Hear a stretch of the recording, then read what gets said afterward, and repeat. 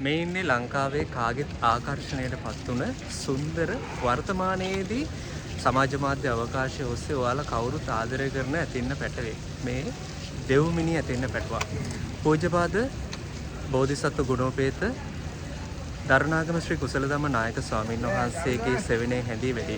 වර්තමානයේ වන විට කොළඹ ආර්.ජී. සේනානායක මහත්මිය ශ්‍රී සම්බෝධි මහා විහාරාධිපති බොරලන්දේ වජිරඥාන නායක ස්වාමීන් වහන්සේට අයත් සුන්දර දෙව්මිනි ඇතින්න පැටවා තමයි මේ ඉන්නේ. ඉතින් මෙයා හරිම හීලා ඇතින්න පැටවෙක්. මොකද මේ ගොඩක් දෙනෙක් ඔබ දකිනවා ඇති මම ඉන්නේ මහනුවර නාථ දේවාල පරිශ්‍රය තුල.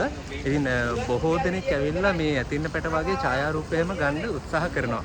ඉතින් තව ගොඩක් අලි මෙතන ගාල් කරලා ඉන්නවා. ඉතින් මෙයා කිසිම කලබලයක් නැතුව හරිම ආදරණීය චරිතයක් ලෙසට එන මේ හැම මිනිසෙක් එක්කම සුහදශීලීව ගත කරන. ඉතින් මෙයාව අල්ලබෝලේ කියලා හඳුන්වනවා, KDH එක කියලා හඳුන්වනවා. ඉතින් මේ ඉන්නේ ලංකාවේ එකම හීලෑ කුරු ඇතින්න පැටවා.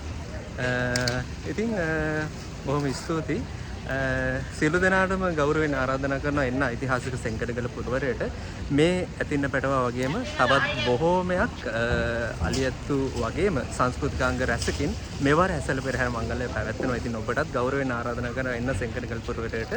පැමිණ උතුම් වාමශ්‍රී දන්තධාතුන් වහන්සේ වන්දනාමාන කරගන්න ගමන්ම හවස ඓතිහාසික එලේ මහා සංස්කෘතික මංගල්‍ය නරඹා පින්සිත උපදවා ගන්නා මෙන් ගෞරවයෙන් ආරාධනා කරනවා.